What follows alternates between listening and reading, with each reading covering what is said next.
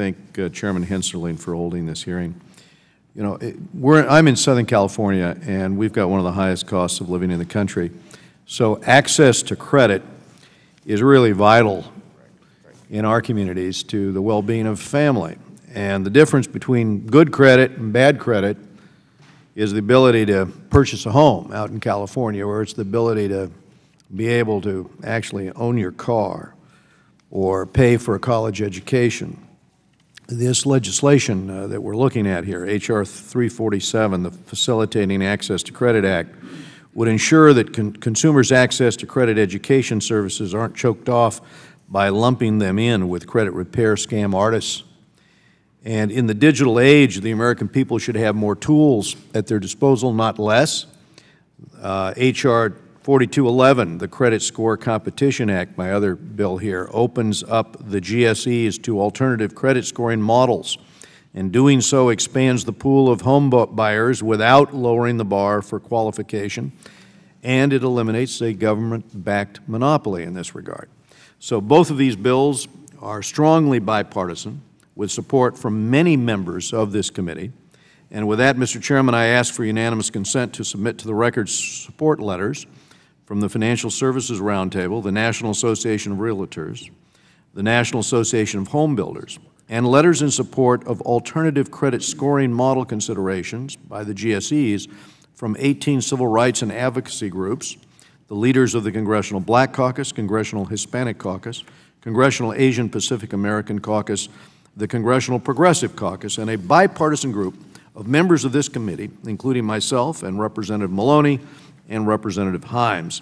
And I'd also ask to submit a statement of support for the Facilitating Access to Credit Act from Representative Sessions of Texas, an opinion editorial in favor of the bill from the CEO of the Consumer Data Industry Association, a letter expressing concerns regarding CROA's jurisdiction from the U.S. Chamber of Commerce, and a recent letter I authored to the CFPB about CROA. Constituents hear this concept of credit repair. I think the first thing they think about are those ads that say, "Too good to be true" emails. The subject is credit problems?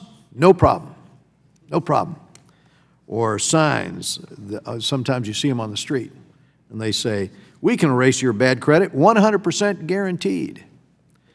So clearly these aren't legitimate actors. But how do we separate out the good from the bad? I think people need access to credit counseling. They need education services. That's what they need, but they don't need to get ripped off. And as you know, with H.R. 347, we've tried to get this right by exempting the supervised credit bureaus, given that they want to provide credit education and not credit repair. And they are examined and overseen by the CFPB, as opposed to these outfits that put the signs up around town.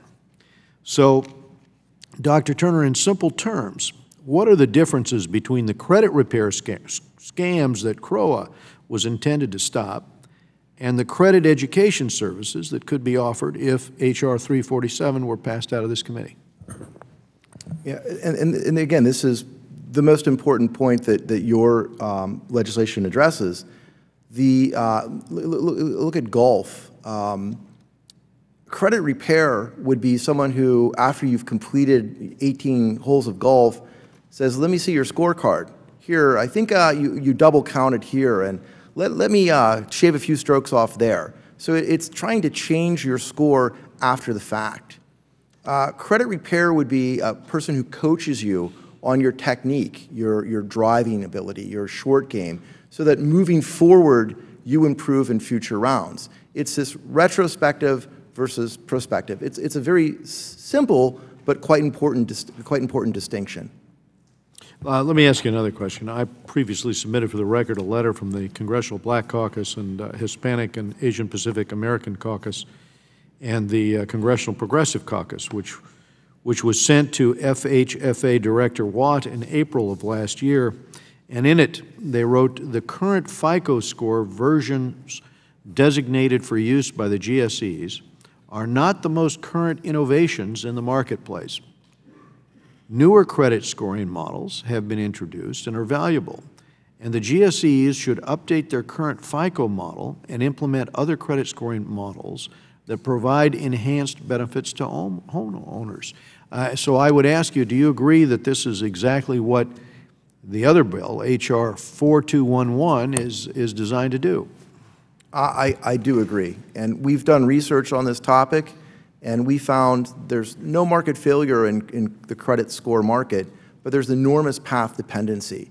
So that, for example, FICO is having problems dislodging earlier versions of FICO. So there is this dynamic. And the other issue is that when this GSE guideline was created in 2004, there wasn't competition. There was a dominant player, and that guideline now reflects an anachronistic market. And there have been lots of versions of FICO. We're on FICO 9 now, and other scores that have entered that actually have many of these benefits to other communities that just aren't reflected. So your bill does. And what would that mean for access to credit for these communities? Well, we believe that in different credit segments, it would make access to credit more inclusive, fairer, and more responsible. Thank you, Mr. Chairman. I'll yield back. I thank the gentleman. Now the gentleman from